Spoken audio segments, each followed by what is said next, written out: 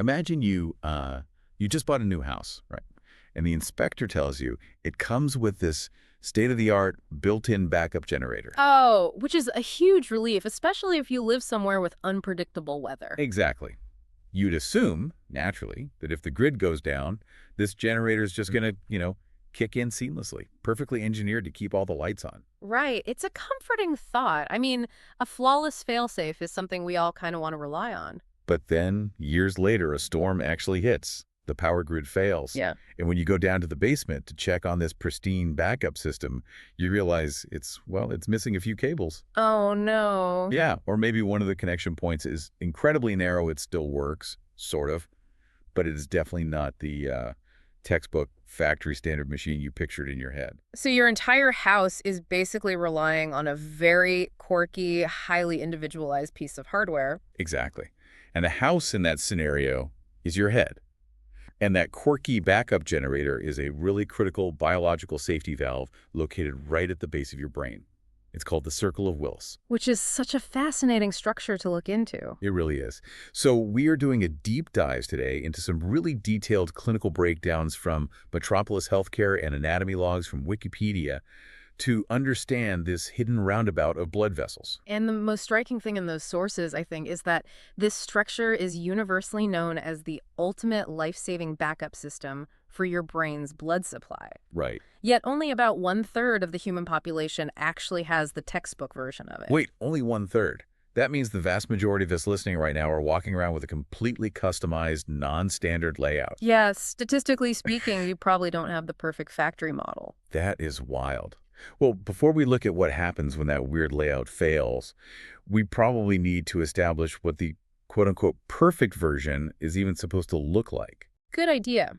So the baseline architecture starts deep inside the skull, right at the base of the brain in an area called the subarachnoid space. Okay, to translate that out of textbook speak, the subarachnoid space is essentially the fluid-filled cushion that surrounds the brain, right? Yes, exactly. It's the space where the cerebrospinal fluid flows, so it acts as a physical shock absorber for the brain tissue. And Thomas Willis, who was a 17th century English physician, he mapped out the blood vessels sitting in this fluid way back in the 1600s. Which is incredible when you think about it, centuries before modern imaging. Right. And he realized these major arteries weren't just ending in random branches. They linked up to form this deliberate circuit. Yeah, and the circuit is parked in some incredibly dangerous real estate. Seriously. Yeah. Looking at the anatomical maps on Wikipedia, it sits right next to the pituitary stalk, the hypothalamus, and the optic chiasm. The optic chiasm being where your optic nerves cross. So it's sitting right on top of the body's central command system. Which regulates pretty much everything, doesn't it? Pretty much.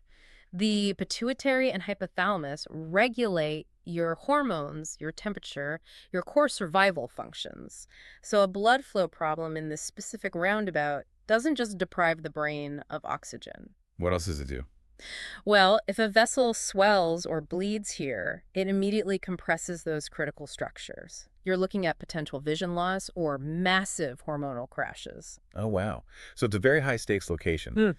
To kind of visualize the layout of the vessels themselves, I keep coming back to a city's central traffic roundabout. That's a great analogy, actually. Yeah, you have major highways bringing traffic, which is oxygen-rich blood, up from the heart. The internal carotid arteries come up the front of your neck. And the vertebrovascular system comes up the back? Right. And in a traditional system, front traffic would just stay in the front of the brain, and back traffic would stay in the back. But the Circle of Willis is a physical ring connecting them. The left and right anterior cerebral arteries at the front and the posterior cerebral arteries at the back, they're tied together by communicating arteries. Ah, okay, so it's those communicating arteries that act as the true roundabout. Exactly. The anterior communicating artery bridges the left and right front sides, and then the posterior ones bridge the front highways to the back highways. So they form this continuous closed polygon.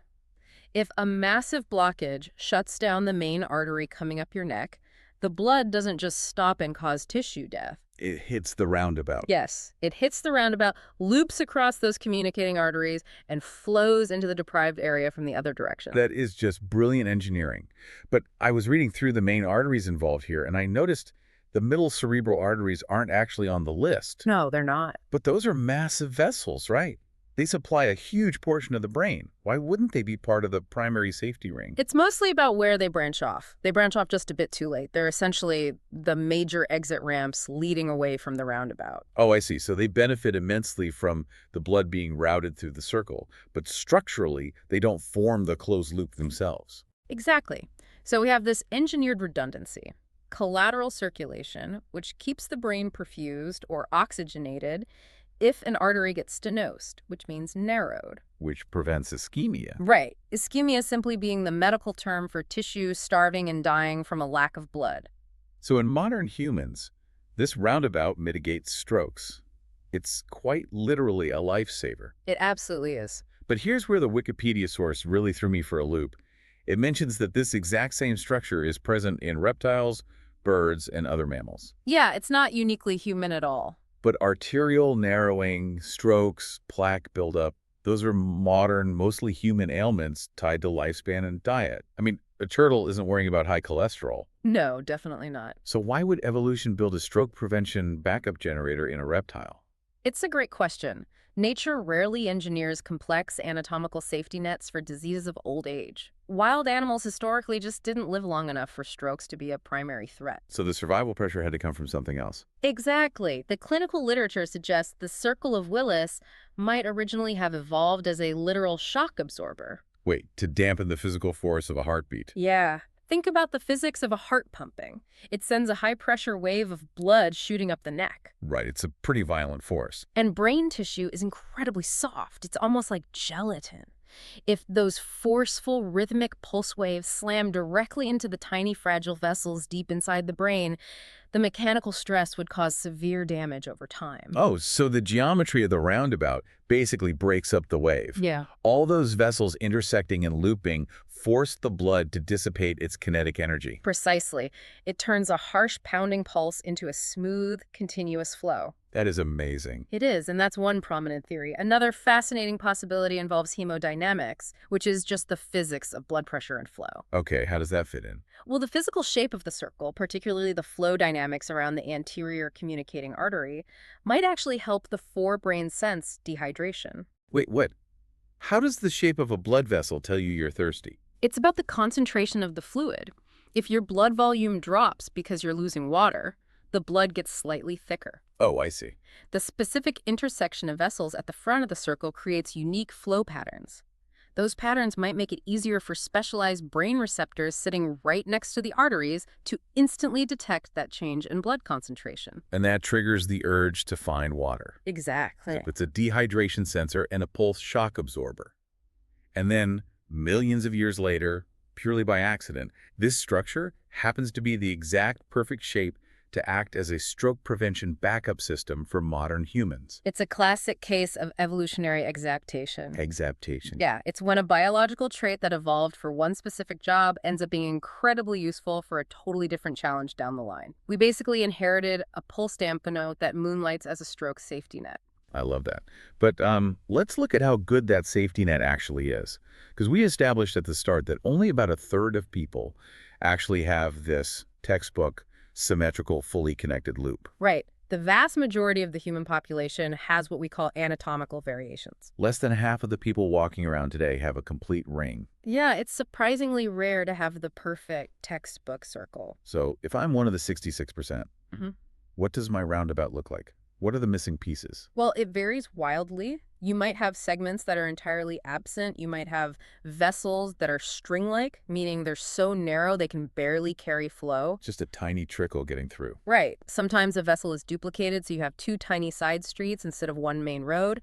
Or it might be fenestrated. Fenestrated, like a window. Exactly. The vessel splits open like a little window and then rejoins itself. Wow. And looking at the data, it seems these quirks mostly happen in the connecting streets, like the communicating arteries. That's usually where the variations show up, yeah. There's one variation mentioned called the fetal posterior communicating cerebral artery. Does that mean we have leftover baby anatomy just sitting in our skulls? Ha! Not quite leftover, but it reflects how the blood supply develops before you were born. Okay, how so? In this variation, the back highway, the proximal posterior cerebral artery, is abnormally narrow.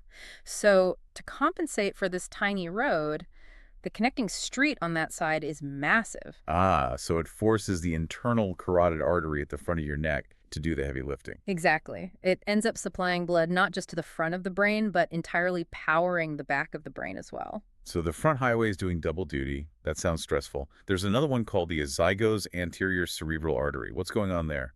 Well, in the classic layout, you have two separate anterior arteries connected by a tiny bridge. The anterior communicating artery. Right. In the azygos variation, that bridge is a massive single vessel.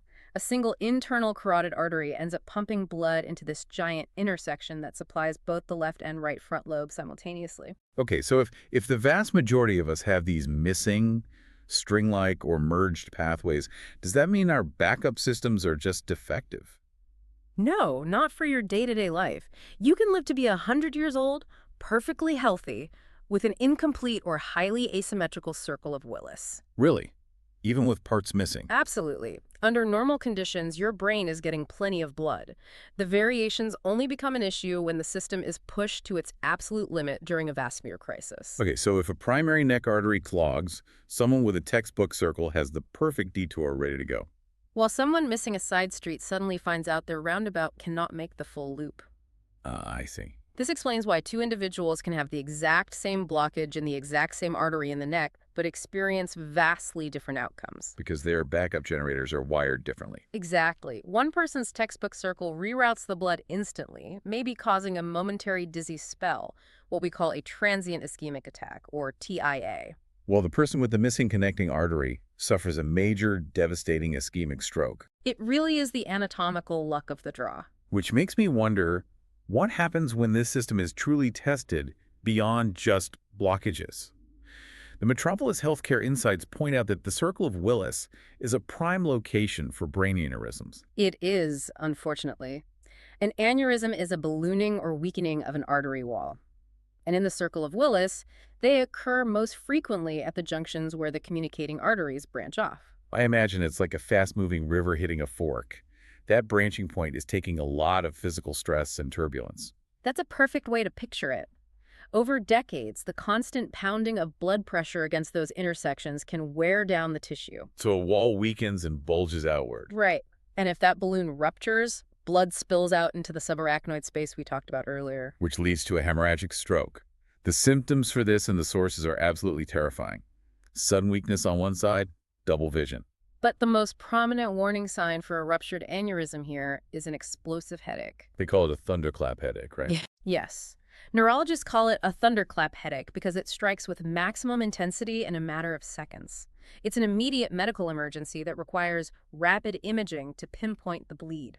And that's where CT scans, MRIs, and catheter angiography come in. Exactly. A standard CT scan is usually the first line to spot bleeding in the brain. But to actually see the detailed architecture of the Circle of Willis, to find out if a specific variant vessel has an aneurysm, doctors use MRIs or angiography. The catheter angiography sounds particularly intense. It's incredible technology. They thread a thin tube from your wrist or groin all the way up to the vessels in your neck. All the way from your wrist, wow. Yeah, they inject a special dye and then take x-rays to watch exactly how the blood flows through your specific roundabout in real time. Which would be vital if you're dealing with something progressive like moyamoya disease. The sources briefly mention this one, but the mechanics of it sound so strange. Moyamoya is a very rare condition where the major arteries feeding the Circle of Willis slowly, progressively narrow and become blocked over months or years. So the brain senses it's slowly being starved of oxygen. Yeah, how does it fight back? It desperately tries to bypass the blockage by growing a tangled, chaotic network of tiny, fragile new blood vessels right at the base of the brain. Just spontaneously growing new roads.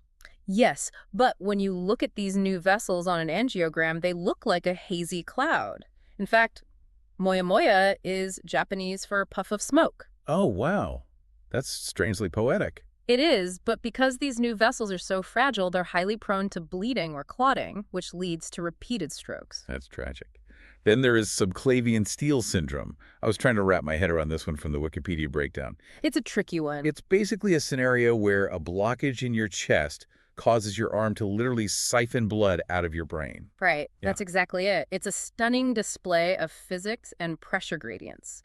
So the subclavian artery is a massive vessel in your upper chest that feeds your arm. But before it gets to the arm, it sends a branch upward, the vertebral artery, which travels up the back of your neck to feed the posterior part of the circle of Willis. Got it. So the main pipe feeds the arm, but a smaller offshoot goes up to the brain. Now, imagine a severe narrowing develops in that massive chest artery right before the offshoot goes up to the brain. So the arm is suddenly starved of blood flow. Right. Now, if a person starts doing heavy physical labor with that arm, the muscles desperately demand oxygen. But the main pipe is blocked.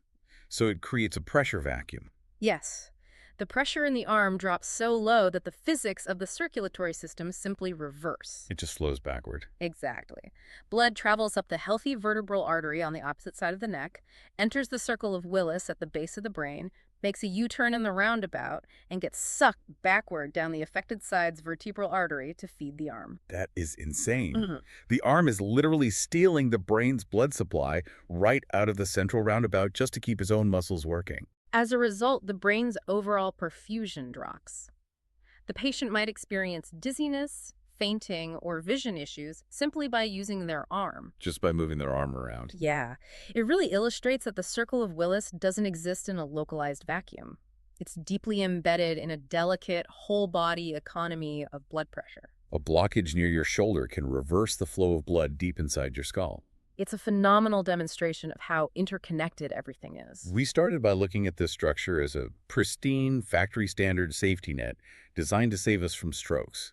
But the reality of the circle of Willis is beautifully messy. It really is. We inherited a biological quirk from our evolutionary ancestors that functions as a safety valve, but the exact layout of that valve is entirely unique to the individual. A uniquely customized safety net that dictates whether a blood clot causes a mild dizzy spell or a catastrophic medical emergency. And the fact that 66% of humans do not match the textbook illustration of this critical structure leaves us with a pretty profound question about modern medicine. Oh, what's that? Well, if the vast majority of people are considered anatomical variants, what does normal even mean? That's a great point. If 66% are variants, then the variant is the norm. It strongly implies our definition of normal is fundamentally flawed. We're comparing the human body to an idealized, symmetrical standard that doesn't actually exist in the majority of nature. It makes you wonder how many other systems in our bodies, like, our metabolisms, our organs, our neurochemistry, are being judged against a textbook standard that actually represents the minority of human beings. It's definitely something to think about. Maybe biological variation isn't a deviation from the rule. Maybe variation is the rule. Something to keep in mind the next time you assume your internal systems are built to factory specifications. Thank you for joining us on this deep dive. We will catch you next time.